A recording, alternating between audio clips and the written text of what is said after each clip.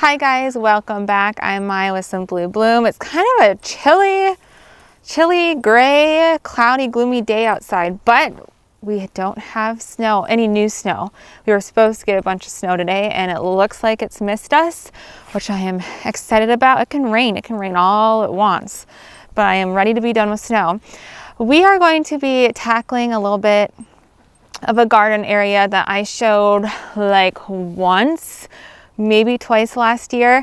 It looked beautiful when I planted up, and I'll show some clips of what it looks like in the growing season, but I don't have a whole lot, and that's because I do the no-dig, no-till garden bed where I lay down cardboard and mulch. I didn't have very much cardboard and I was trying to make it stretch, so I did a very thin layer of cardboard, not recommended, and weeds and grass came up like no other, and I fought it so bad all season and it just looked terrible, so I just kind of skipped over it.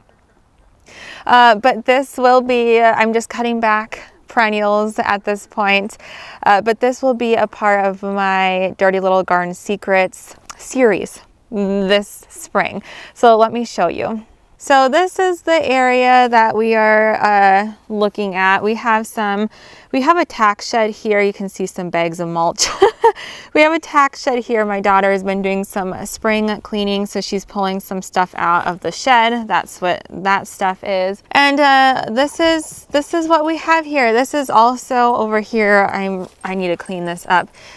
This is kind of like a plant dumping zone where when I got new plants, I would put them here on this blue tarp, and then the ones that are left are just forgotten plants that never made it through the winter, last winter, and then they just sat here dead in their cans.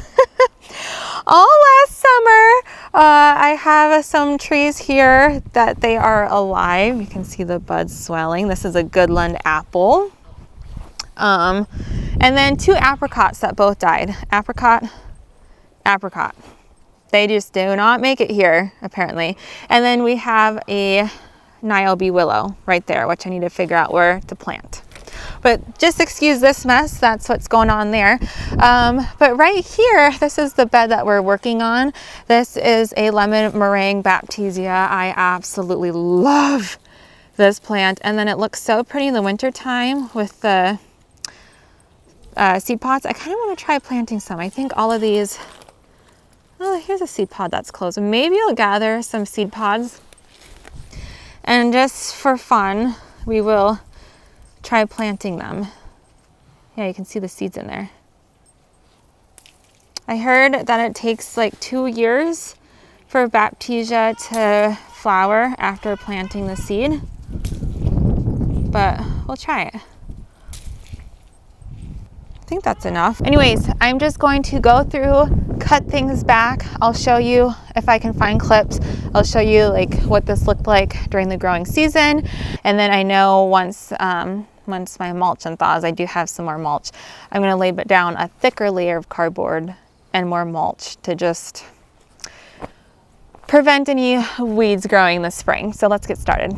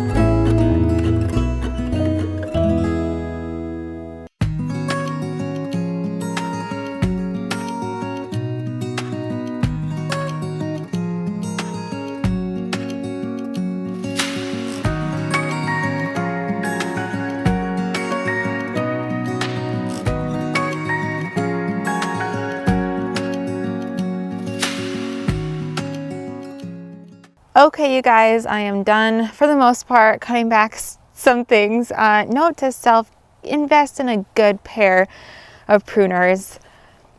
I knew I needed a new pair. I saw a cheap pair at Target that I bought. Total horrible crap. Blue Ridge, I think, is the brand. It'll work fine for my cut flower gardens, like cutting zinnias and like small stem flowers, but cutting back some of the stuff, even the Baptisia, and then I tried to cut back a daylily. That was hard. I just gave up on the daylily. The daylily is right in front of the tack shed, and I'm like, well, I'm here. I'll just try to cut it back. I gave up. Anyways, it doesn't look much different, but let me show you, and there is some signs of growth, which is very exciting. All right, so cut back a bunch of things. There is an Oh So Easy double red rose. I have a catmint here, and the ends are frozen down to the ground, so it's kind of hard. I'll have to come back here, clean it up again. As you can see, there's a ton of weeds coming around, and I try to pull it out. The ground's still very frozen. Like the top little bit is unthawed, maybe like the top inch. The rest is frozen. I wasn't getting any roots up. So I just left the weeds. I thought about maybe cutting it back, but I thought I would leave it. So then when I come in with more cardboard and mulch, then I'll know exactly where I need to focus my efforts. I have a bunch of Jacob's Ladder that have self-seeded everywhere, which I'm totally fine with. I love Jacob's Ladder. You can see it there. It looks so green and so fresh. I love it so much. I have two of some of the most beautiful lupin right there that are yellow. I don't know if they're gonna come back. When I was cutting it back, I noticed it was just mushy all the way down to like where the roots started. From what I could see, it didn't look right. It kind of looked like root rot to me. I hope they come back, but I don't know. And then right here, I have a Weigela. This is a spilled wine Weigela. I'm so excited for this to really mature. This will be the second year. So hopefully by next year it will be rearing to go 2 to 3 feet tall, 3 feet wide. So it stays more compact, but I'm so excited for that. This right here looks so good. This is a false cypress. Now we always get some browning during the winter time, which is a bummer, but it's put on so much growth compared to last year, and I thought this had died. I thought it had died last winter, so the fact that it looks as good as it does makes me very happy. Anything like false cypress or juniper, it survives here, but during the winter time, the ground freezes so hard where the plant isn't able to take up moisture, so it gets a lot of winter burn. So all of the foliage or needles, is it needles? Is that what cypress have? Are they needles? I don't know. They turn brown and crispy. And that's why I want a Wichita blue juniper so bad. And they are zone 3. But my husband, he used to have a garden center when we first met, and we sold it when we moved to Montana. But he said, yes, it'll survive, but he said it gets really brown and crispy, and then it spends like half the growing season trying to recover from that. So that's why he's saying no, but I still want to say, I still want to try, even though I know he's right. Like this one here spent all growing season trying to recover from that winter burn, and this winter is not as bad, which I'm thankful for. But if you live in a cold area and you're interested in junipers or cypress, just know that will happen. Under here, this cover, I have a Lady of Shalott David Austin rose. Here's some more. This is where I planted the Jacob's Ladder, and it like self-seeded. I'm trying to remember what I've talked about. I have a phlox there that I cut back. Here's a peony, Mr. Ed peony. I haven't gotten any blooms off of this one. I planted it last year. I'm hoping I'll get blooms this year. And then here is what is this, golden pillar? Sunjoy golden pillar barberry.